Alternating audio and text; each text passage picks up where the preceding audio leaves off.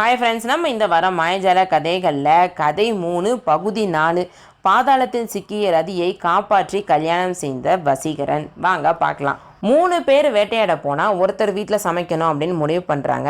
வசீகரனை தவிர 3 நண்பர்களுமே வீட்டில் சமைச்சு முடித்ததுமே ஒரு சித்திரக்குள்ளன் வந்து அவங்கள ஆணியில் மாட்டிட்டு சமைச்ச இல்லை சாப்பாடையுமே சாப்பிட்டுட்டு அவங்க முதுகு தோலை உரிச்சிட்டு போகிறாங்க.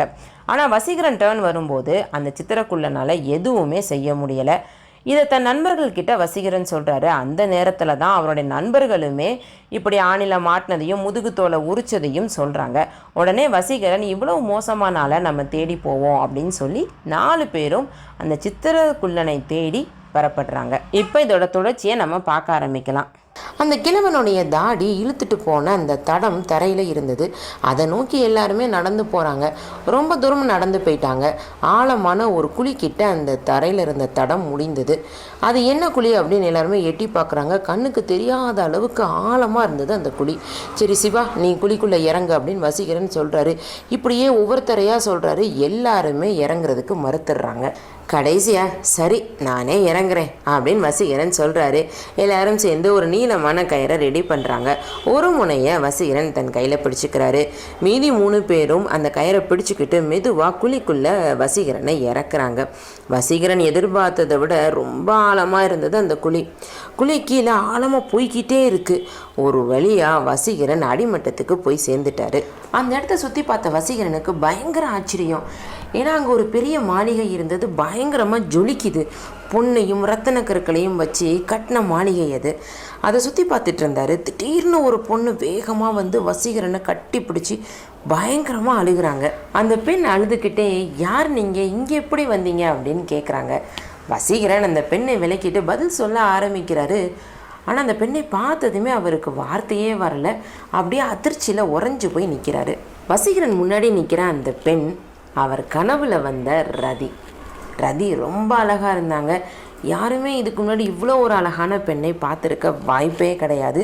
அவ்வளோ அழகாக இருந்தாங்க. வசீகரன் தன்னையே மறந்து கண்ணை கூட சிமிட்டாமல் ரதியை பார்த்துக்கிட்டே இருக்காரு.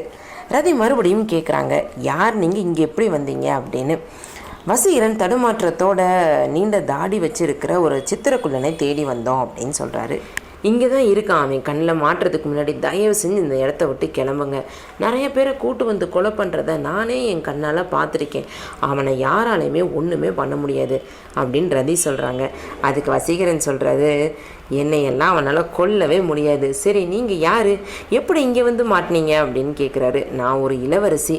என்னை கடத்திட்டு வந்து இந்த கிழவன் 3 வருஷமாக அடைச்சி வச்சுருக்கான் அப்படின்னு ரதி சொல்கிறாங்க. இது கேட்டதுமே வசீகரனுக்கு பயங்கரமாக கோபம் வருது. இப்போயே அந்த சித்திரக்குள்ளனை பிடிச்சி நசுக்கி கொல்லணும் அப்படிங்கிற வெறி வருது. ரதியை பார்த்தவர் அவங்களுடைய கையை பிடிச்சி, இனி நீங்கள் பயப்பட வேண்டாம், உங்களுக்கு நான் இருக்கேன். இந்த இடத்த விட்டு உங்களை பத்திரமா கூட்டு போக வேண்டியது என்னோட பொறுப்பு அப்படின்னு சொல்கிறாரு. அதை கேட்டதுமே ரதிக்கு அப்படி ஒரு சந்தோஷம்.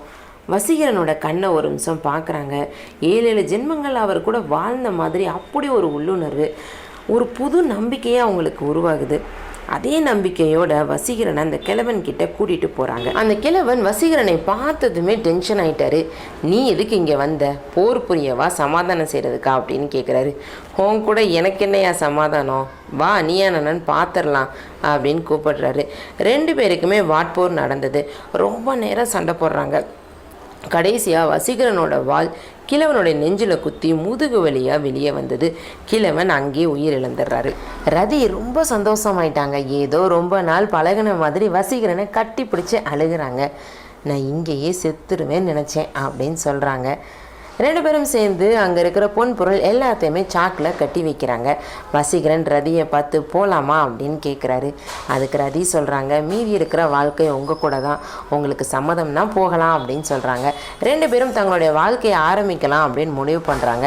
தன் நண்பர்களுக்கு குரல் கொடுத்து ஒவ்வொரு மூட்டையாக கயத்தில் கெட்டி இதெல்லாம் உங்களுக்கு அப்படின்னு சொல்கிறாரு. ரதியை ஒரு கயத்தில் கெட்டி இது என்னுடையது அப்படின்னு சொல்கிறாரு. இப்போ வசீகரன் மட்டும் குழிக்குள்ளே தனியாக இருக்கார். மேலே இருந்த இவருடைய நண்பர்கள், இவனை மேலே ஏன் நம்ம இழுக்கணும், இவன் மேலே வரல அப்படின்னா இளவரசியை நம்மளே வச்சுக்கலாம், கயிறை கட்டி இழுத்து பாதி தூரத்தில் கீழே போட்டுருவான், அவன் கண்டிப்பாக செத்து போயிடுவான் அப்படின்னு முடிவு பண்ணுறாங்க. வசீகரனுக்கு இவங்களுடைய திட்டம் நல்லா புரிய வருது. ஒரு பெரிய பாறாங்கல்ல கட்டி விட்டுறாரு. இப்போ என்னை நீங்கள் மேலே இழுக்கலாம் அப்படின்னு சொல்கிறாரு. கருங்கல்ல பாதி தூரத்தில் இழுத்துட்டு கீழே விட்டுறாங்க. அதுவும் கீழே வந்து விழுந்துருது. நண்பர்களே, நீங்கள் இப்படிப்பட்டவங்களா அப்படின்னு அவர் யோசிக்கிறாரு, அதிர்ச்சி ஆயிடுறாரு. இங்கும் அங்குமா என்ன செய்யணும்னு தெரியாமல் நடக்கிறாரு. இதை பார்த்த ரதி கதறி கதறி அழுகிறாங்க. நான் உங்கள் கூட வரமாட்டேன், நான் திரும்ப குழிக்குள்ளேயே விழுகிறேன் அப்படின்னு குழிக்குள்ளே விழுக முயற்சி செய்கிறாங்க. ஆனால் அதை தடுத்து 3 பேரும் ரதியை கட்டி தூக்கிட்டு போகிறாங்க. இந்த வார கதை இதோட முடியுது. இனி நம்ம வர்ற வாரங்களை இதோட தொடர்ச்சியை நம்ம பார்க்கலாம். இந்த வீடியோ உங்களுக்கு பிடிச்சிருந்தது அப்படின்னா உங்கள் ஃப்ரெண்ட்ஸ் கூட ஷேர் பண்ணுங்கள், லைக் பண்ணுங்கள், விருதை பொண்ணு சேனலை சப்ஸ்கிரைப் பண்ணுங்கள். நன்றி, வணக்கம்.